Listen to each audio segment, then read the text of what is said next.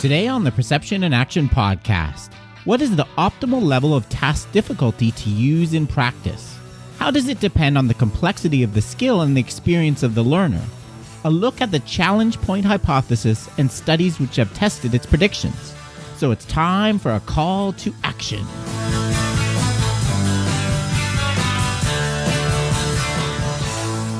Hi everyone, this is Rob Gray from Arizona State University and PerceptionAction.com.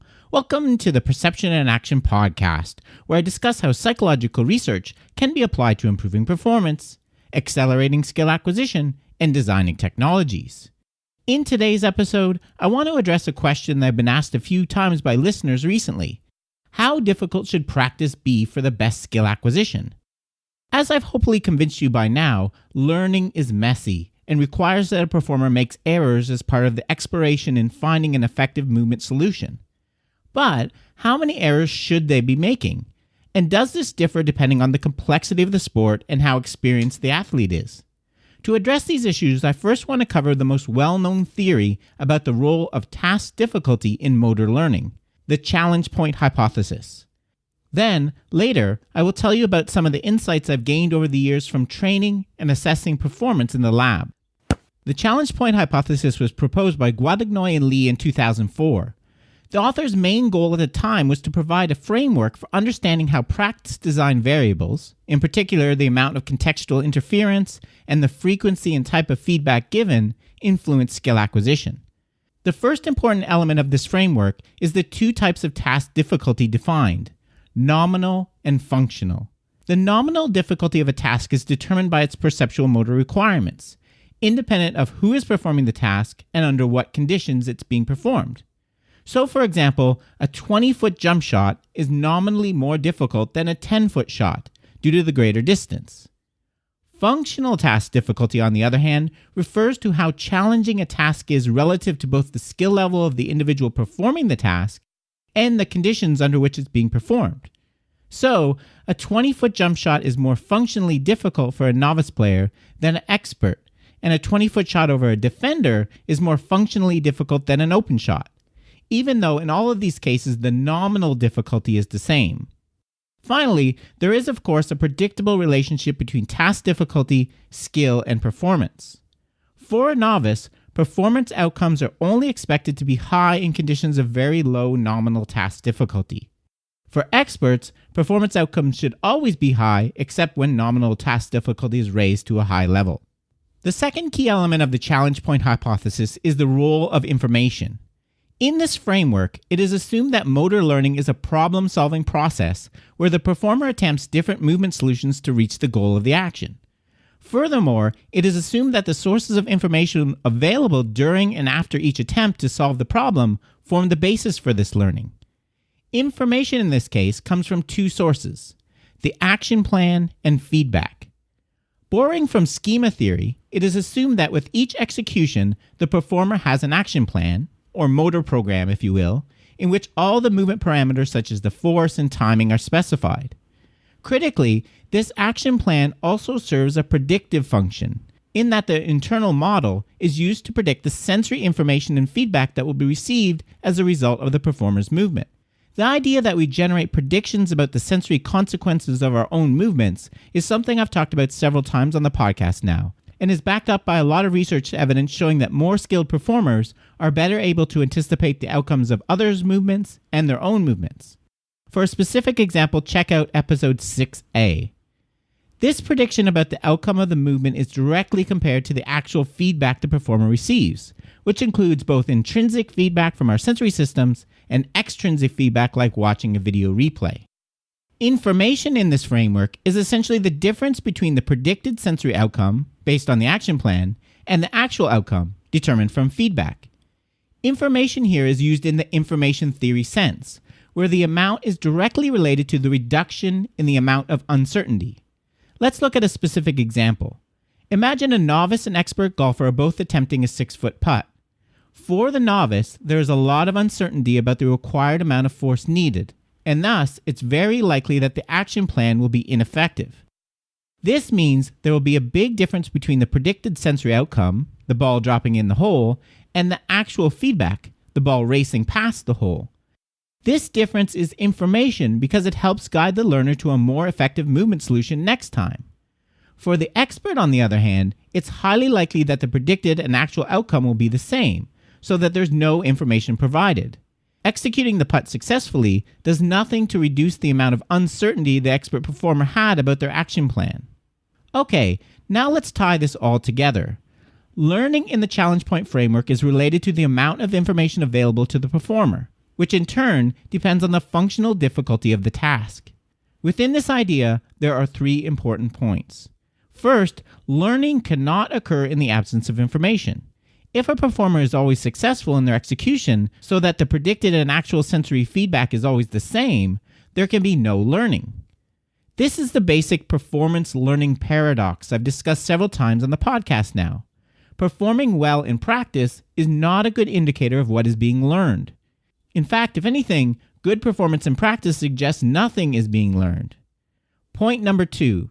The progress of learning will be slowed in the presence of too little or too much information. If we can't learn at all when there's no information, that is, we're always successful because the functional task difficulty is too low, then raising the task difficulty a little bit, so as to increase the information a little bit, will result in learning, but at a very slow rate. Stated another way, if a task is only slightly difficult for an experienced performer, they will learn, but very slowly. At the other end of the spectrum, we have too much information. As an example, think about a novice baseball player trying to hit a 95-mile-an-hour fastball. Obviously, their action plan, in terms of timing, force, and bat path required, is likely to be very poor, so that the prediction of the sensory outcome will be very inaccurate. Although this means there will be a lot of information to guide learning, the problem is that it will be likely to be beyond the information processing capacity of the novice batter, and thus will be uninterpretable. That is, the batter doesn't know why their prediction did not match the feedback because the information is too complex. Did they swing too slow or too early, too high or too late, etc.? If the functional task difficulty is too high, it will create too big of a difference between the predicted and actual consequences, leading to uninterpretable information and poor learning. If too much or too little information is bad, this of course leads to the third and final point of the challenge point hypothesis. For learning to occur, there is an optimal amount of information, which differs as a function of the skill level of the individual and the difficulty of the to-be-learned task. Within the paper, the authors provide some great figures illustrating the relationships between these different variables that I encourage you to check out. Link in the show notes. Okay, so now that we've established the relationship between task difficulty, information, and learning, how then can we create the optimal challenge point for an athlete by manipulating practice variables? First, remember the key point in this framework is that the amount of information depends on the functional task difficulty, which means we always need to take into account the skill level and conditions to find the optimal challenge point. The 2 practice design elements considered in this paper are variability of practice conditions and frequency of feedback. So let's look at each of these in turn. Adding variability to practicing a task with a given nominal difficulty, for example switching from block to random practice, is expected to result in an increase in functional task difficulty and the amount of information potentially available for learning. This results in 2 basic guidelines. First, for tasks with differing levels of nominal difficulty, the advantage of random practice versus block practice for learning will be largest for tasks of lowest nominal difficulty and smallest for tasks of highest nominal difficulty. In other words, it's best to use high variability for relatively low nominal difficulty tasks. If variability is added to a task that is already nominally quite complex or difficult, it's likely to result in information that is uninterpretable and cannot be processed by the learner. This is something I talked about back in episode 91 as a potential explanation for why there are large effects of contextual interference found in low difficulty lab experiments and much smaller, if any, effects found for more complex real-world sports tasks. The second guideline is, for individuals with differing skill levels, low levels of variability will be better for beginning skill levels, and higher levels of variability will be better for more highly skilled individuals. Again, this is something that has been borne out in studies. Too much variability for a low skill level performer leads to high functional task difficulty and too much information. Turning to feedback, Again, the key point here is that access to knowledge of results, or KR feedback, changes the functional task difficulty. Note here we're only talking about intrinsic feedback for now. Without access to KR feedback, for example, not being able to see your hand because your vision is occluded, the predicted outcome cannot be compared to anything. Thus, there's no information for learning. Access in this framework refers both to the frequency and timing of the feedback. If feedback is prevented on some trials, low frequency, or is delayed, it increases functional task difficulty. This in turn leads to another basic guideline. For tasks of high nominal difficulty, more frequent or immediate presentation of KR feedback, or both, will yield the largest learning effect. For tasks of low nominal difficulty, less frequent or immediate presentation of KR, or both, will yield the largest learning effect. Finally, the authors consider how extrinsic feedback and variability might be combined. Imagine that you're instructing a golfer. Should you give them extrinsic feedback about the same aspect of performance, for example their backswing, on every trial, or should you mix up the feedback you give, maybe commenting on the backswing on one execution, their feet placement on the next, and their follow-through on a third? So you can think of this as blocked versus random presentation of feedback. The challenge point framework predicts that for tasks for which multiple sources of extrinsic feedback can be provided, the schedule of presenting the information will influence learning. For tasks high in nominal difficulty, a block presentation will produce better learning than a random schedule. I will talk about a study that tested this idea in a few minutes. So, to sum up this part of the episode, the challenge point hypothesis provides guidelines for understanding the relationship between task difficulty, skill level, practice condition, and motor learning. To reiterate some of the key points, this framework predicts/explains the following. There is a paradox between learning and performance. That is, the optimal challenge point for learning is not the optimal one for immediate performance in practice. 2. For relatively simple skills, it's likely that an effective action plan will be developed quickly.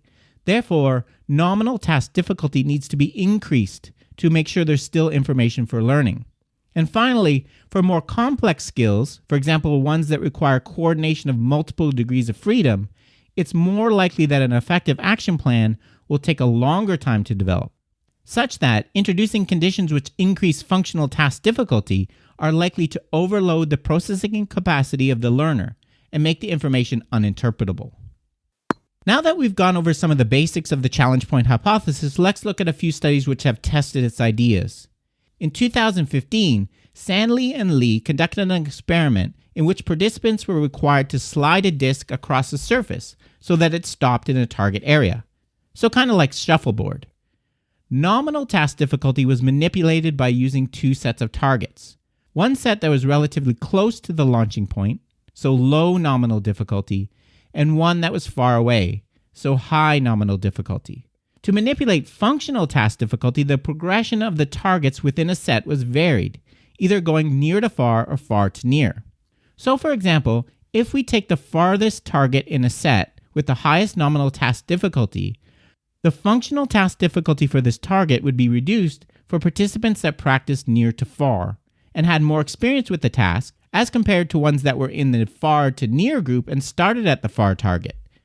40 participants were divided into 4 groups: near targets, near to far progression, near targets, far to near progression, far targets, near to far progression, and far targets, far to near progression. Performance was assessed via a retention test and a novel distance that wasn't used in practice, so a transfer test. The basic prediction was the following. Participants practicing with high nominal task difficulty, that is the far targets, would benefit from a practice schedule which created lower functional task difficulty, that is a near to far progression, while the opposite relationship would be true for the low nominal task difficulty group, that is the near targets. What was found? The results did not support the predictions at all, as there was no difference in performance or transfer for the two progression groups at either distance. So, the relationship between nominal and functional task difficulty seems to be more complex than predicted by the challenge point framework. A study that does provide some support for the challenge point was an interesting one published by Azuki and Ohashi in 2015. To reiterate, the challenge point hypothesis predicts that there's an optimal level of functional task difficulty for learning. Too low and there's not enough information, too high, and the information cannot be processed. A basic problem with testing this idea is how you actually quantify functional task difficulty in a study. If you don't separate participants into binary expert versus novice groups, how do you know how demanding a task is for a specific individual? To do this, the authors of this study used 3 different measures. The tasks used in the study involved balancing on an unstable platform, which had settings to make it more or less wobbly. Because this was a new task for all the participants in the study, it can generally be assumed that increasing the nominal task difficulty, that is, turning up the dial, will have a similar effect for all participants, that is, progressively increasing the functional task variability. The second measure they used was one called Saliva Amylase.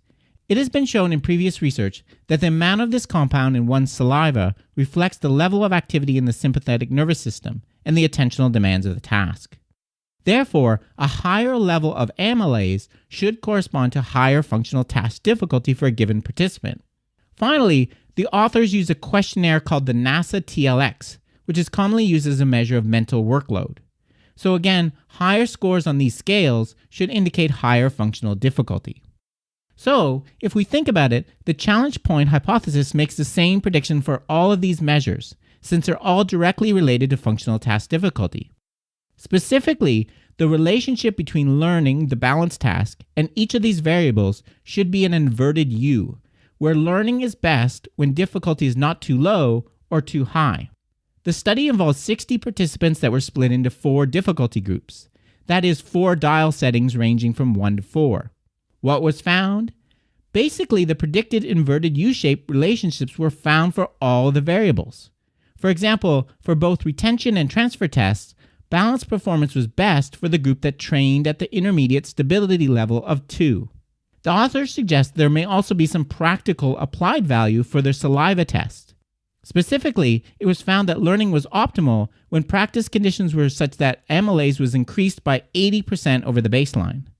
Thus, they suggest this could be used as a measure to assess training conditions.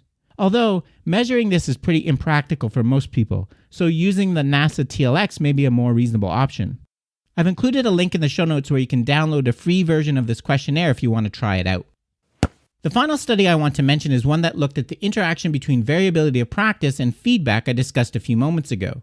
To reiterate, the basic prediction for tasks with low nominal task difficulty is that learning should benefit from using randomized performance feedback, that is, switching between different elements of the skill.